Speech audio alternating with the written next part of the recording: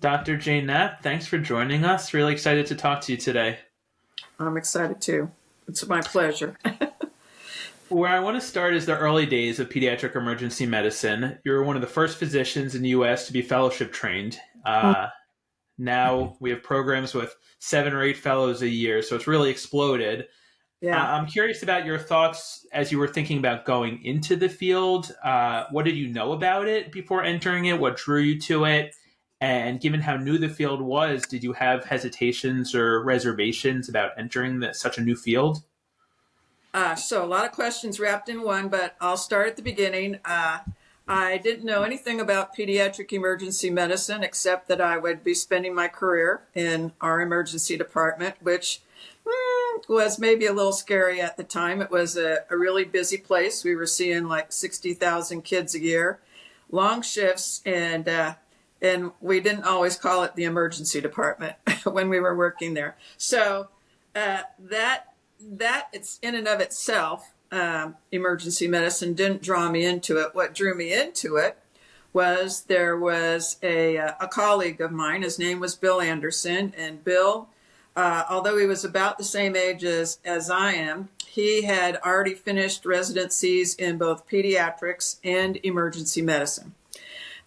He happened to go to the UMKC 6-year program, so that'll explain that a little bit. But anyhow, and Bill came back to Children's Mercy to be the first head of emergency medicine we ever had.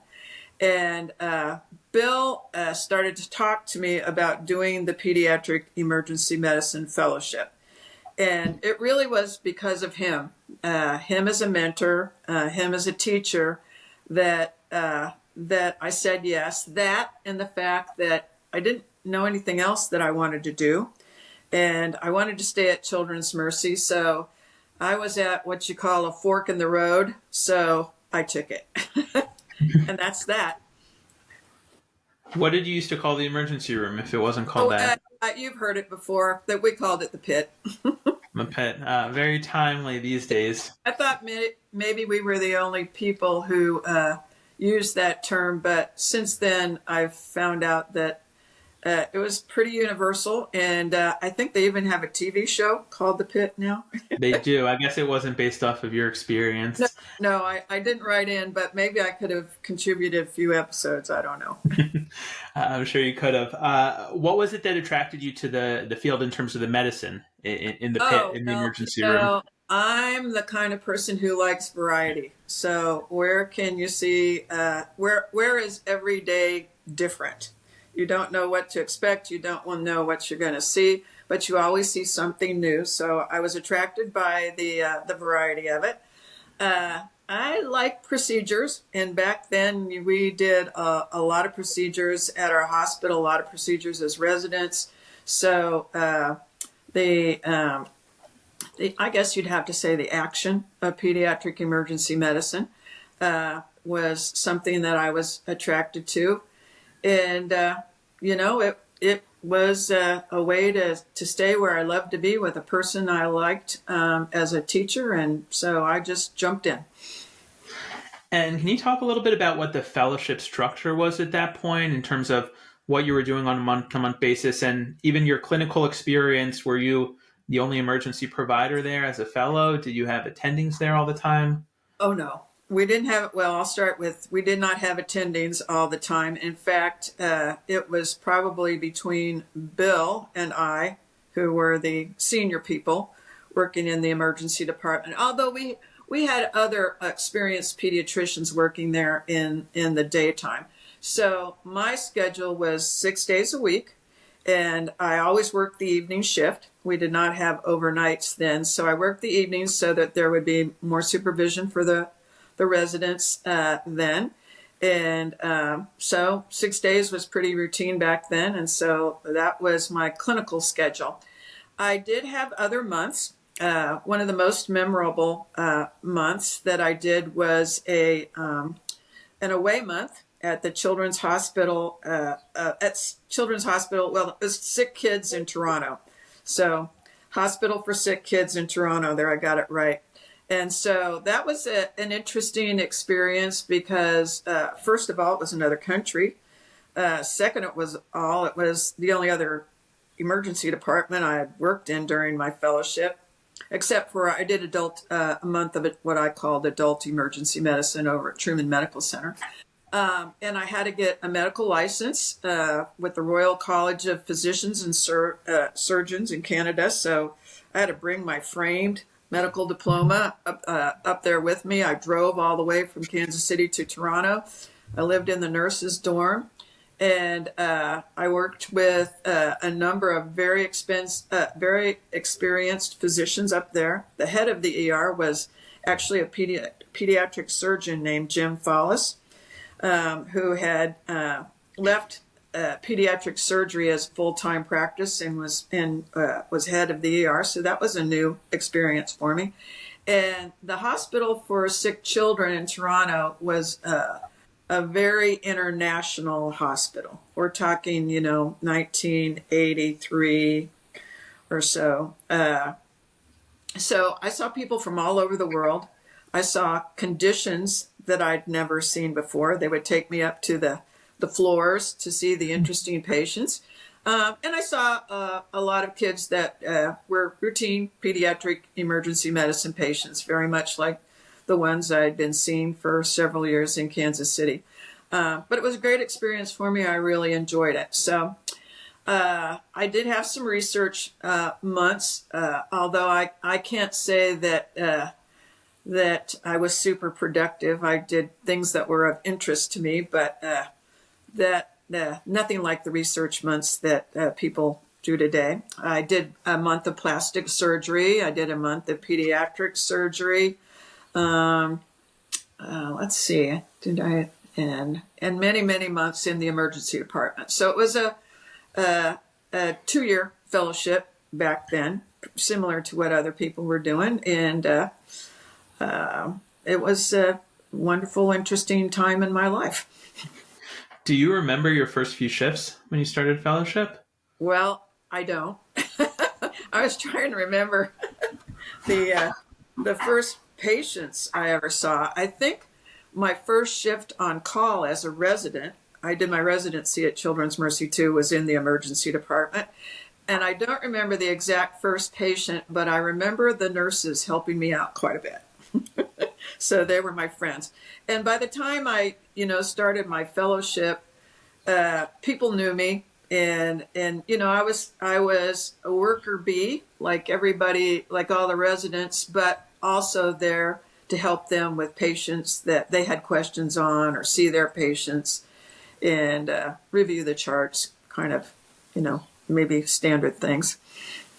And as a new specialty, can you talk about what the community of pediatric emergency medicine was like? I mean, now, even though it's grown so much, we still sometimes talk about it as it's a pretty close-knit, relatively small community. What do you remember it about then? I remember all kinds of things. So the first academy meeting that I went to, what we now call the NCE, I went to the pediatric emergency medicine section meeting, and maybe there were about 20 people in the room. Very small community.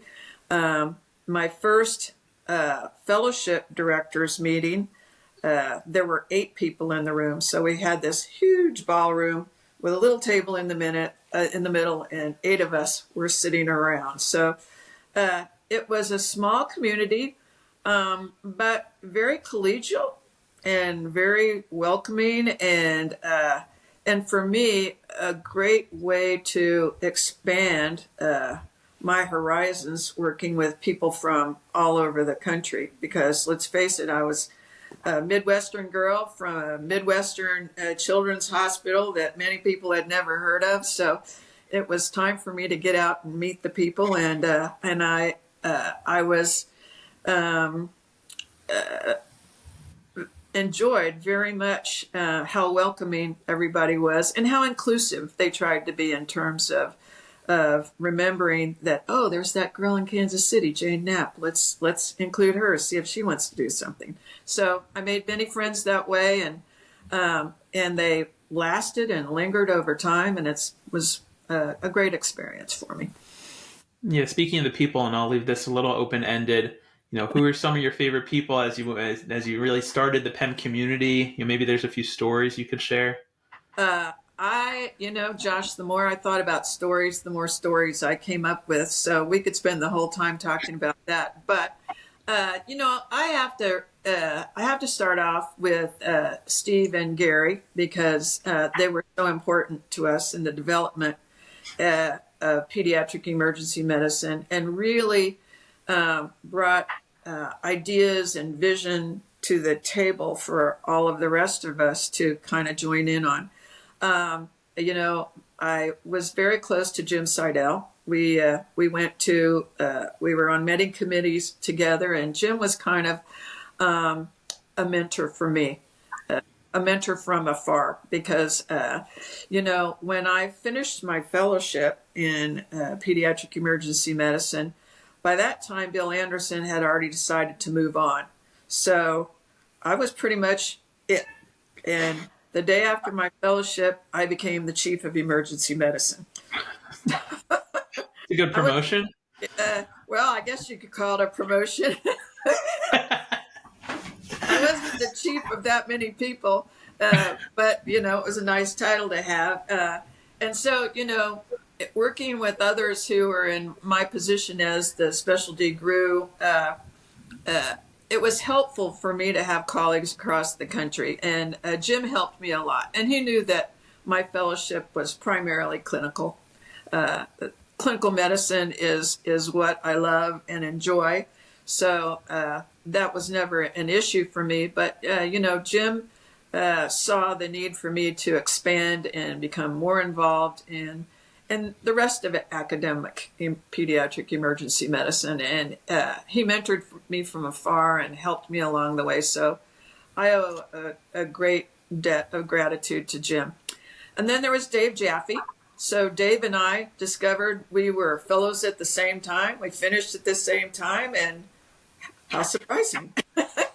So Dave's been a friend and colleague of mine from the very beginning.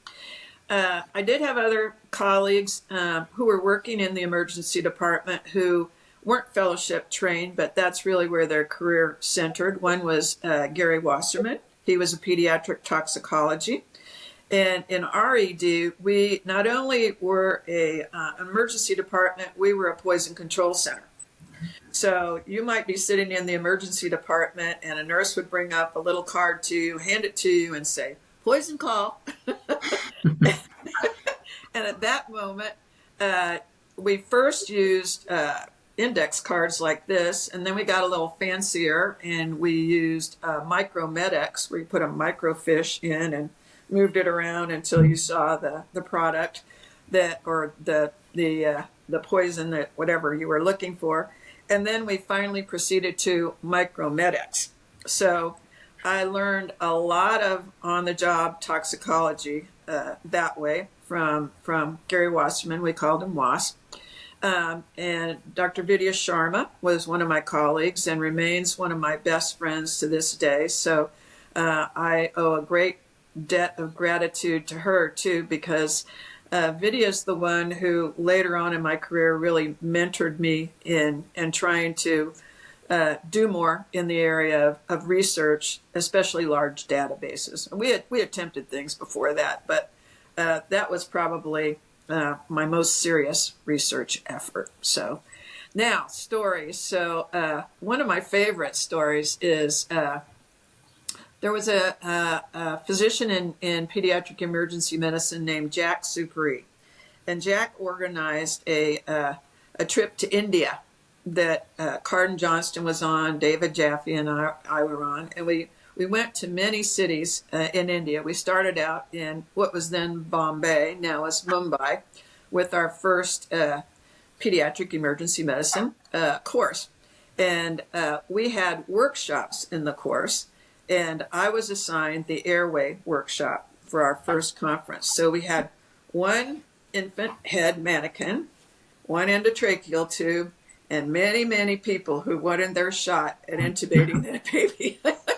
So I was surrounded by people. It was utter chaos. And the first thing that happened was there wasn't air conditioning. It was very hot in the room. and that endotracheal tube became like a noodle. So the softer that thing got, the more difficult it was to intubate the baby. But nonetheless, everybody wanted their shot. So my basic job, rather than in a PAL style, put the endoscope here, lift it up, was to keep the peace. So after after that first day, nobody else on the faculty wanted the airway stations. So I said, I'll take Can't it. imagine why. Yeah, I could imagine why. Okay, I'm good. I'm going to take it. No worries. I'll take it in every city. And we must have gone to half a dozen cities. So that first night, I made a stylet out of a coat hanger, and we didn't have any lubricant either, and I lubed that thing up with soap so that we could make it a little stiffer, make it a little easier to slide through, and give people a chance to intubate the baby and be successful, because that's what we really wanted, was people to see the epiglottis, see the cords, and be successful and have that feeling that you made it. Well, one of the first things happened was the first student put a hole in the epiglottis, being a little too aggressive.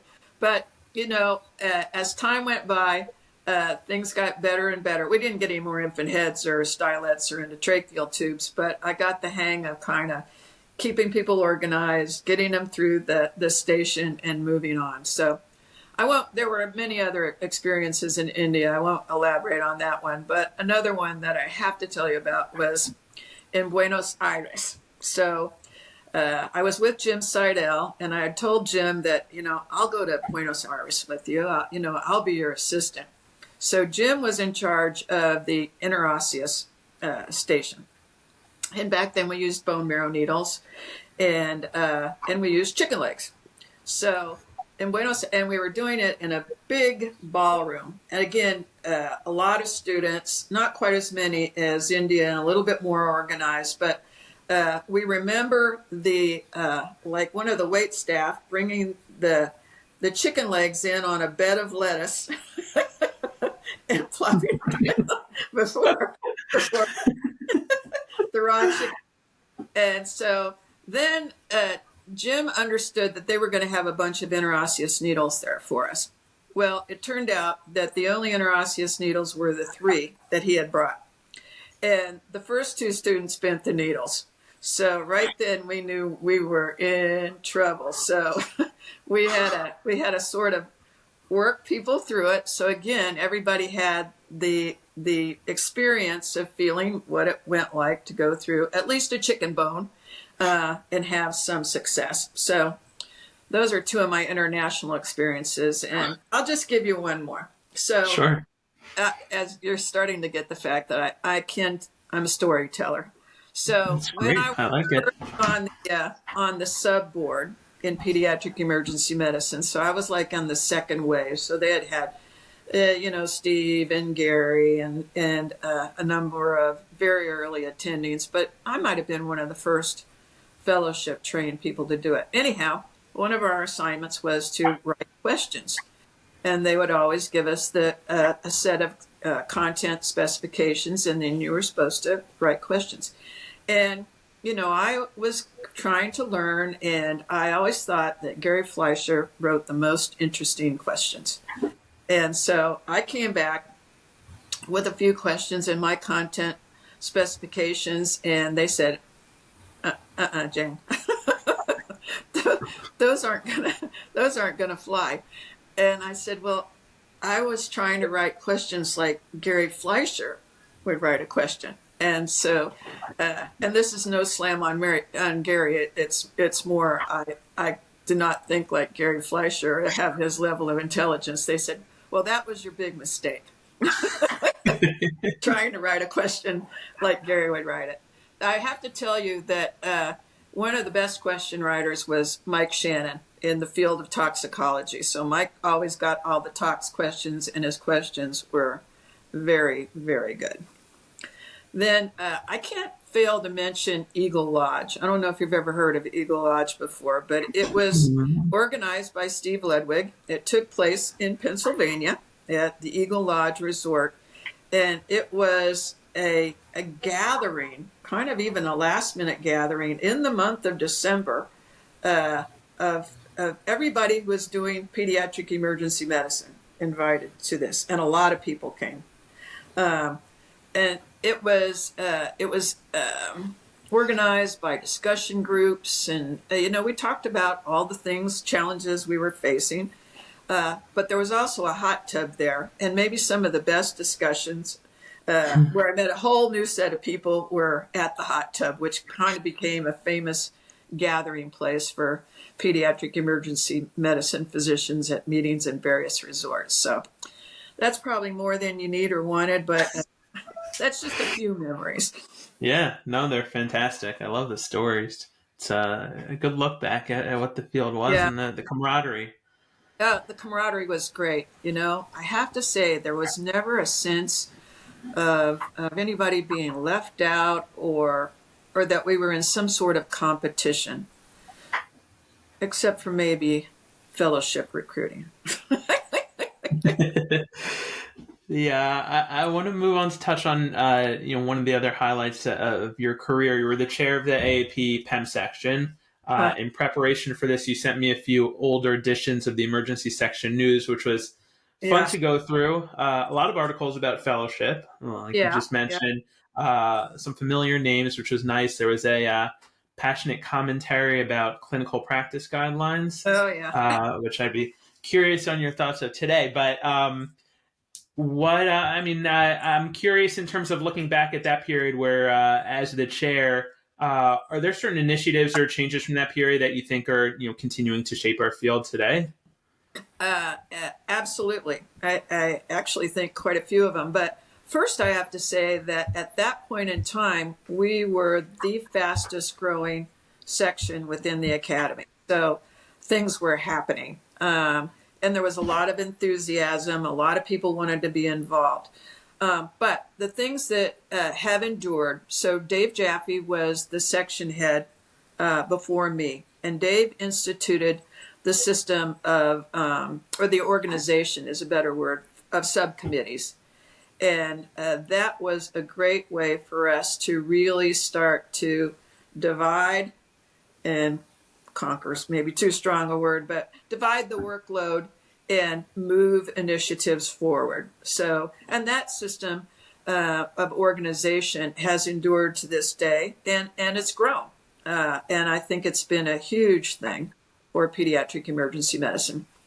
The Ron Paul did the work that we first talked about at the fellowship program directors meeting, but kind of we got reports on the fellowship match, and that was a huge step forward because prior to working out the match,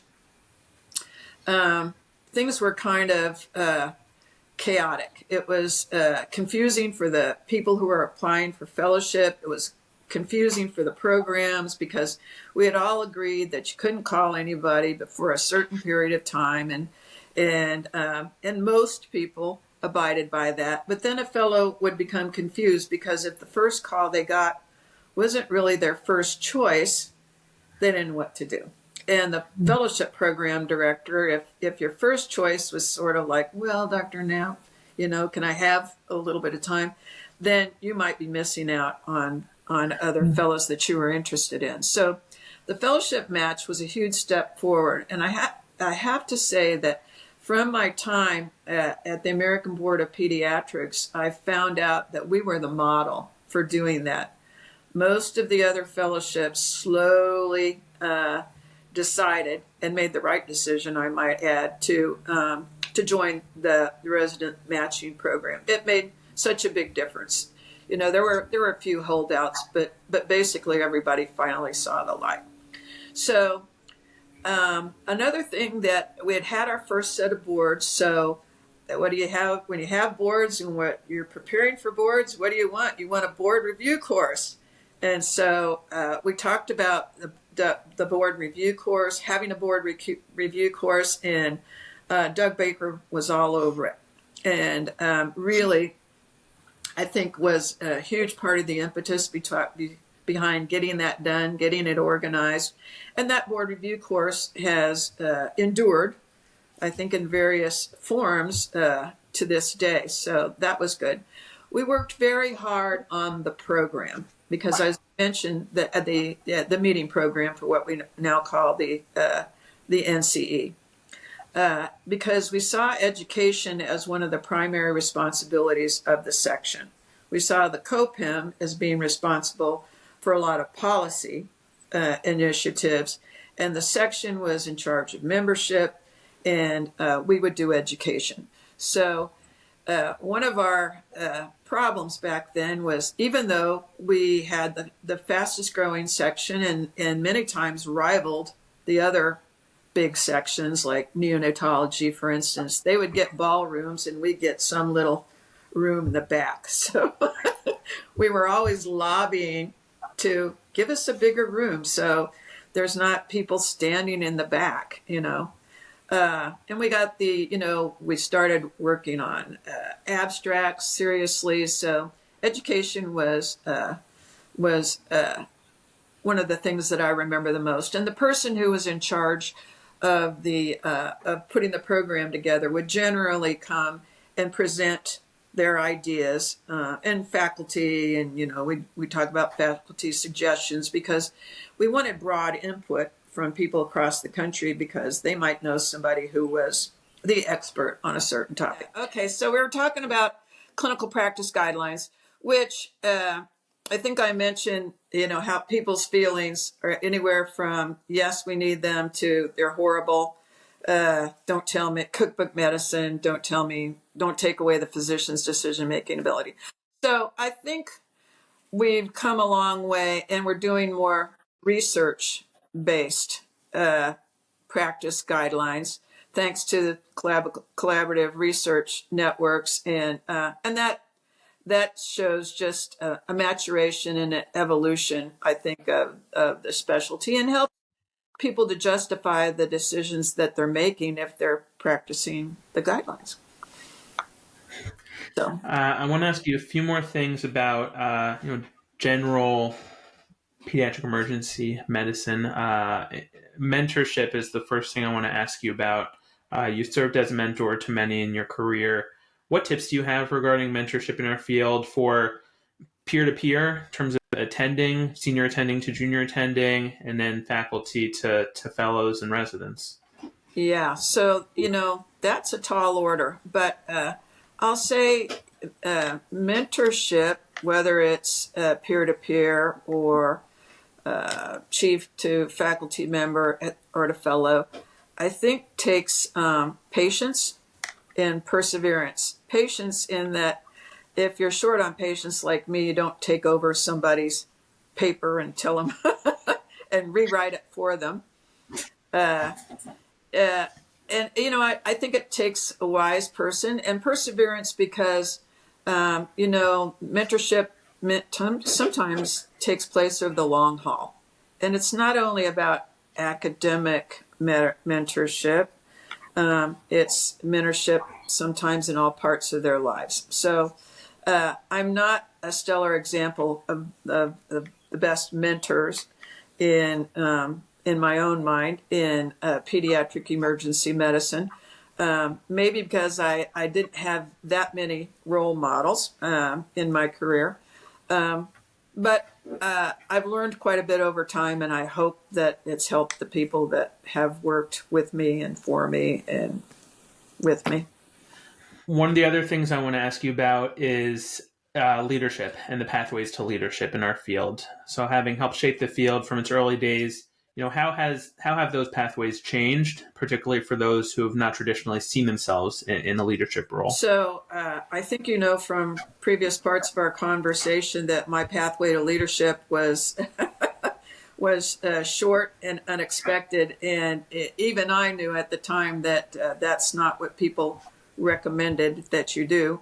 And in all honesty, becoming a leader without much background in leadership, other than being the oldest of 8 kids or something, is is a school of hard knocks. There's a lot of learning on the job. So I recommend that people look for leadership workshops, leadership courses. I went to several of those when I became president of our medical staff because I had the opportunity, and it actually helped me a lot. It teaches you things like how to run a meeting, which there are a lot of people who lack those skills.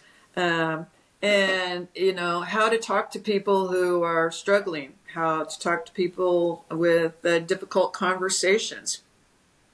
Maybe things that aren't innate in all of our personalities that we have to be able to grow into and learn. So I would never steer anybody who's interested in being a leader away from the leadership role. It's actually a tremendous place to be, but it's a place of great responsibility. It's very demanding. The leader must show the others the way. So leaders who are unsuccessful are the ones who just want to sit back and sort of assign the work to everybody else and enjoy the benefits of leadership. Those are not the successful people. And I think the other thing about leadership that people should see in themselves is a way to see the strengths in people, to find ways to use their strengths and help them move forward in their career. Because, everybody's different, and some people may be good at pre-hospital care or toxicology. Others may be better at handling complaints, or who wants to do that, actually, but but doing research. So finding everybody's strengths and trying to foster those and develop them in their careers, because I think people want to grow and move forward. The other thing that a leader has to do is stick up for the people in their section, division, department, whatever they're doing. Because what I learned is if you don't speak up for your department when somebody says something that's untrue, they just go on believing it.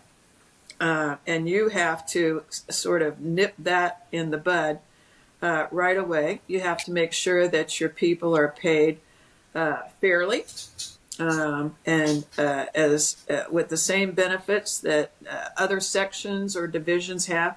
And there can be a lot of non-parity out there, especially with women physicians.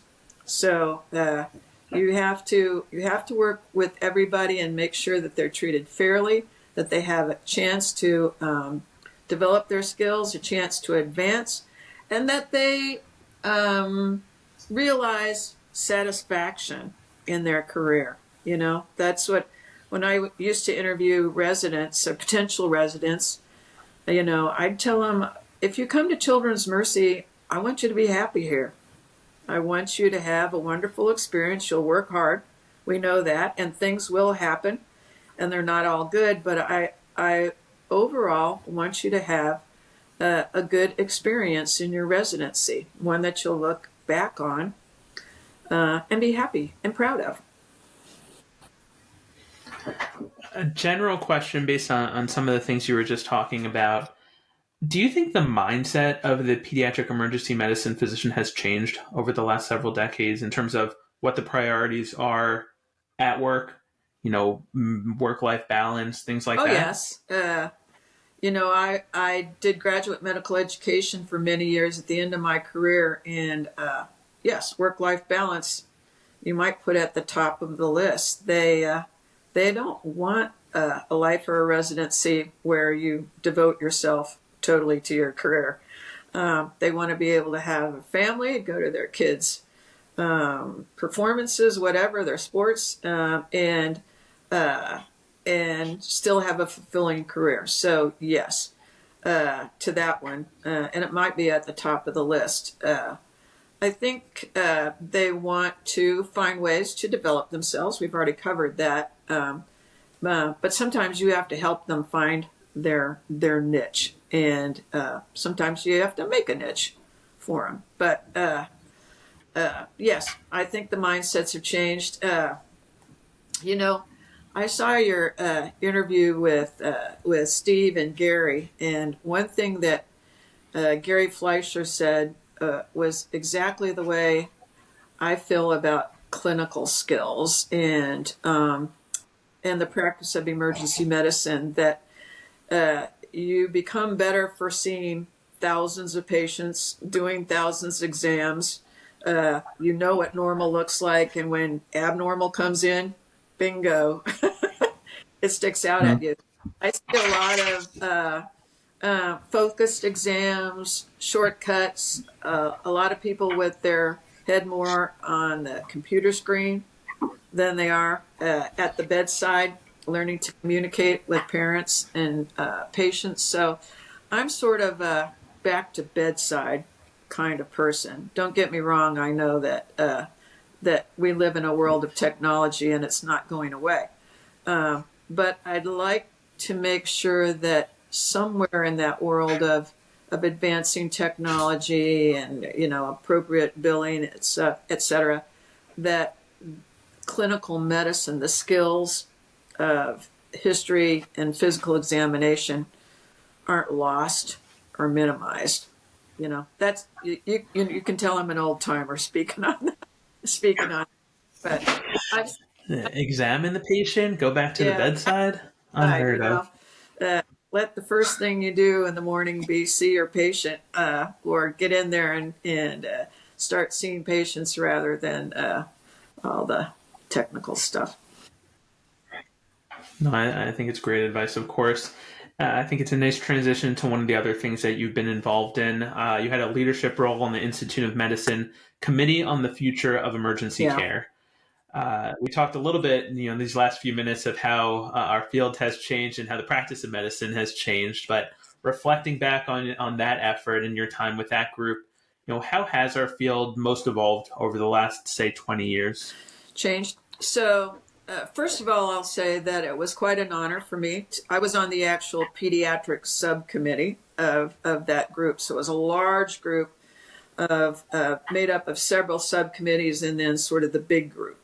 I thought it was going to be an intense, demanding experience, and it wasn't quite what I was expecting. The things that I'm happy about is that there was a separate report on pediatrics. Um, and it was kind of geared towards systems, regionalization, coordination, accountability. None of that is bad. So evolution. There were a number of things mentioned in the beginning of the report, and a lot of it is about inclusion of children in planning. I don't think that children should be an afterthought. I'm a pediatrician, for goodness sakes, and I think that children should be at the top of the list in planning, and then that they should be included, and therefore people who know the most about children's medicine should be included too. I think that accountability starts with a lot of quality um, in practicing guidelines, and my experience at the time, and I don't know how much it's changed since then, is that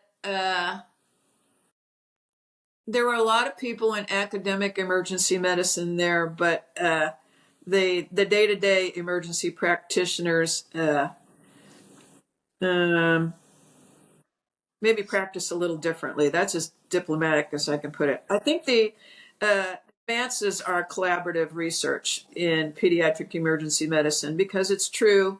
You might only see one of these cases, an interesting case, every so often, but when we all work together, we can put together, concussion guidelines or sepsis guidelines, and how well those have been adopted and practiced, I'm not sure I can say.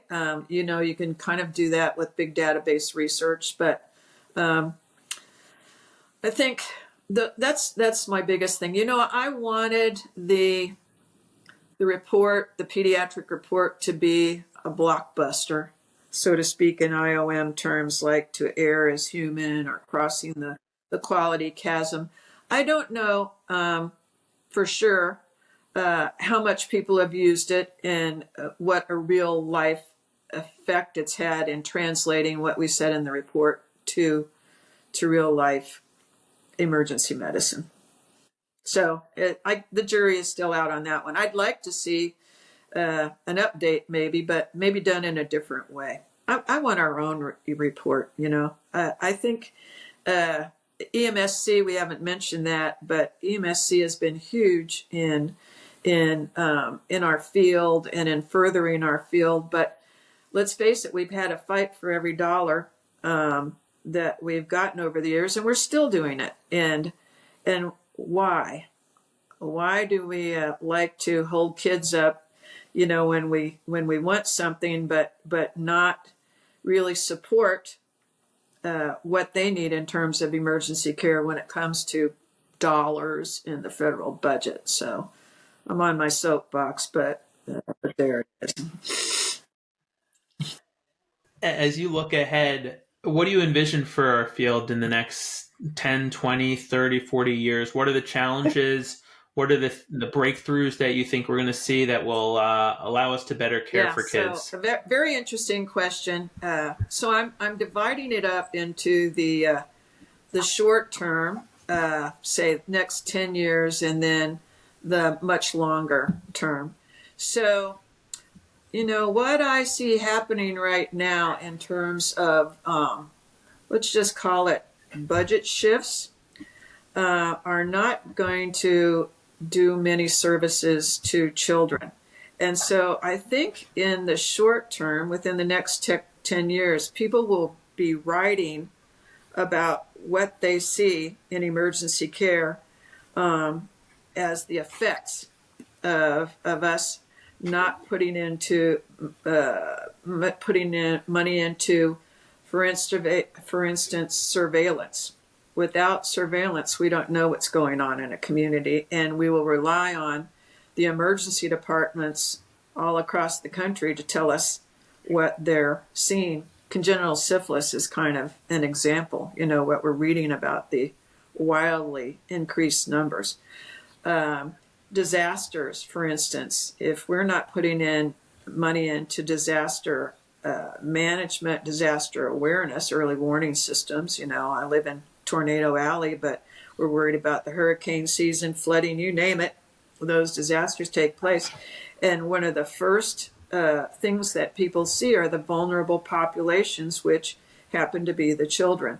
So I think they could suffer from that. So I expect to see after effects of the squeeze in budgets being reported on in the journal.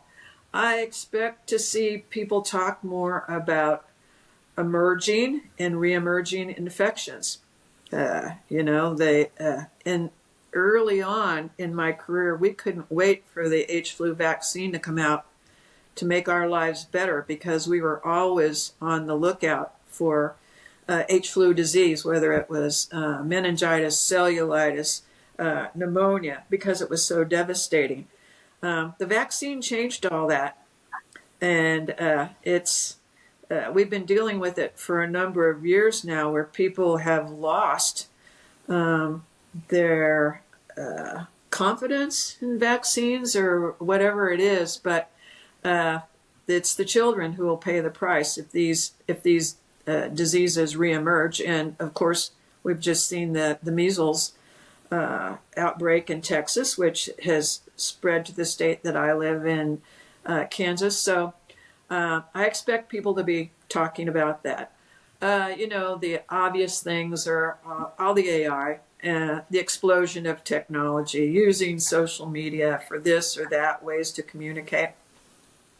So that's the short term, and you know, people may see it differently, but that's sort of what I anticipate. There'll be more quality studies.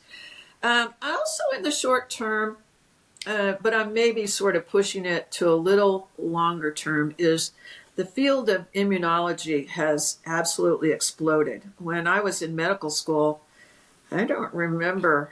I certainly did not have a whole block in immunology, but it's exploded, and I'm wondering if we will be using immunological agents first line in the emergency department.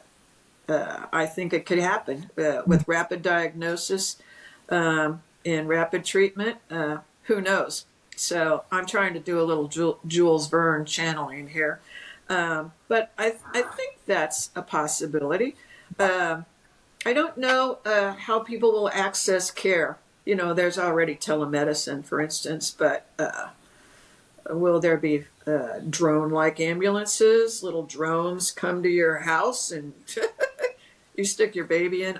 No, I'm really getting off. But you know, the I don't expect technology to go away, and I think I'm always amazed at the creativity of people. I think people will find ways to use it to the benefit, hopefully, of our patients. Um, and I expect, well, we've already got global collaborative research going on, but I believe that we live in a global world. And I'm not an isolationist at all. I think that is sort of short sighted, that we should be looking at global health problems and collaborating on those. And I think we could see much more of that in the future, too. You know, when I think about my own career and what I thought about medicine being practiced in, say, the 20s, 30s, I thought, oh, gosh, I'm glad I wasn't practicing then. That was kind of primitive. So I expect the pediatric emergency medicine physician of the future to look back at the years I was practicing. A lot of it is already outdated, and say, wow, I can't believe that's what they did, or that's what they thought about X disease or X infection. So you'll see it probably, Josh, but I don't know about me. As we wind down here, I want to ask you a little bit about scholarship, Uh, particularly the articles that uh, you published in pediatric yeah, emergency care. Um, it was, one of the fun things about, speaking with Stephen Gary, and speaking with you and preparing for this, is a look back at, mid 80s, early 90s, journal yeah, articles. I have a few here that you yeah, published. This one was probably a breakout. March 1986, injuries associated with right. breakdancing. That was a Yeah, good yeah. one. Uh, did they consult you when they put breakdancing in the Olympics, or No, that was maybe others they left talked off the to? list. December 1987, injuries associated with downhill Not sledding, being in Kansas excuse me. usually, Um, but there were, a couple that, certainly are on topics that we're still talking about now. Febrile seizures, duration of fever prior to the onset, epidemiology of dramatic increase in pediatric firearm injuries in Kansas City. As you look back at your publications, particularly in pediatric emergency care, which of them do you, not necessarily of that list, but of others as well, which publications do you feel most proud of, whether for their content, influence, maybe there's personal significance right. to some of So them? let me first say that Pediatric Emergency Care, the journal, was huge for us. It represented opportunities that for publication that we might not have had otherwise. So obviously we started pretty simply. I'm talking about we at Children's Mercy, just with putting together case series of the things that we were seeing. But you know, there is the thrill of success. So, and it kind of helps you move on, expand, try to do better. So, of the articles that you mentioned, the one that I'm most proud of is the one on powder and non-powder weapons. So, you know, the BB guns versus the handguns, to sort of put it in simple terms, because we worked really hard on that. And we got mentorship from outside of our institution to turn it into something that was focused, more important, and ultimately uh, suitable for publication. It was Irene Walsh's fellowship project, and that one made us feel particularly good. So I'd put that one at the top of the list because of its of the work we put in on it, how we learned what it takes, the hard work that it takes to do good research, and that I think it had some important things to say, and that we found that some of the injuries with non-powder weapons like the BB guns could be just as serious as the powder weapons. For instance, a BB to the brain, for instance. So I would put that one of the ones you mentioned at the top of the list. You saw later on that I asked Steve if I could do a case records of the Children's Mercy Hospital, because I love interesting cases. We're all doctors. We like talking about the patients we've seen, et cetera, et cetera. And we did a number of those, and sometimes other institutions would submit one too, and I would be the editor for them to try to get them in publishable shape. But each one we would try to either present something unique that we thought maybe our colleagues will end up seeing this across the country, so raise a red flag, or something that had at least one teaching point to the article and maybe a number of them. And so I'll tell you one other story regarding that series. Is when I was in Buenos Aires, and we were meeting, all these Argentinians, and a group of women physicians came up to me and they go, "Dr. Jane Knapp." And I was floored. I'm going, how did they ever hear of me? I can't believe this. And it was all from pediatric emergency care. And one of the things I found out was that pediatric emergency care had a global reach. And when people would request reprints, how we used to do reprints, frequently it was an international physician who was requesting a reprint. So I was amazed, certainly flattered that they were excited to meet me. But it also taught me that, yeah, people are reading this. They're maybe learning from what we're saying and doing, and it was kind of a feel-good moment. That's all I have to say. Global celebrity, Hardly, Dr. Jane hardly. Knapp. I'll end with this. You've contributed a lot to pediatric emergency medicine. You've contributed a lot to the journal. You served on the editorial board. The journal is now in new hands with Dr. Newman and Dr. Zork. How do you see the journal continuing to evolve in the future decades after the incredible leadership from Right. Dr. Ludwig and Dr. Fleischer? I sort of touched on that already when I was talking about short-term, the kinds of publications I'll see in the short term, and the kinds that I expect maybe to be somewhere along the way for our new editors. But I expect more global contributions. In the past, the global contributions, there were some difficulties with language and writing style, and I think that that's all progressed. So I expect that to be there. Hopefully, they'll continue some of the things like they used to publish all the fellowship programs. So anybody that was interested in going into pediatric emergency medicine, I'd open up the journal and I'd go down the list of all the fellowship programs with them and say, "Oh yeah, you want to try here?" And, I don't think I'd go to that one, et cetera, et cetera. So I think maybe they'll find new creative things. I notice journals are doing more video stuff. Maybe it'll be. It's not all online now, is it, or is it? I think I would imagine for the most part people do, access it online. So certainly going in that direction if they're not going there because it's so easy to do. Look for new associate editors. Kind of just bring in a whole new generation, I guess, of people. Because what I notice is their ideas are fresh. They see things through a much more modern lens, and are good contributors. So that's my hope.